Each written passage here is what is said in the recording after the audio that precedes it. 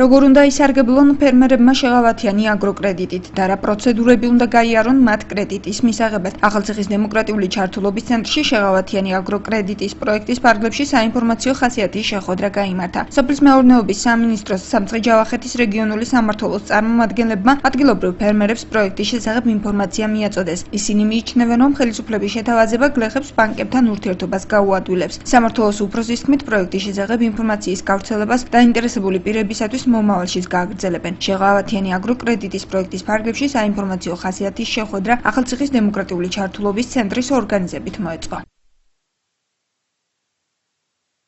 Გაცვლილებები შევიდა აგროკრედიტებთან დაკავშირებით და გავაცანით ფერმერებს. დაინტერესება რა თქმა უნდა დიდია, მაგრამ სასურველია უფრო მეტი რაოდენობით ფერმერები მოვიდნენ და უფრო მეტი ინფორმაცია გაიტანონ. ბანკებთან ურთიერთობა გექნება, შესაძლებლობა გექნება, კრედიტის საშუალება გექნება, რაღაცის შექმნის საშუალება გექნება. ეს აგრო მოგრძელვადიანი კრედიტები ზუსტად მიზანი შეწყვეტილია კოოპერატივებზე და მიზანი შეწყვეტილია გლეხობისათვის. იმედია, რომ ამ გლეხობასთან დაკავშირებით ამ აგროკრედიტებზე და მაგალითად ინფორმაციებზე ხელი მიგვეწვევება და გავაკეთებთ, რაც საჭირო იქნება.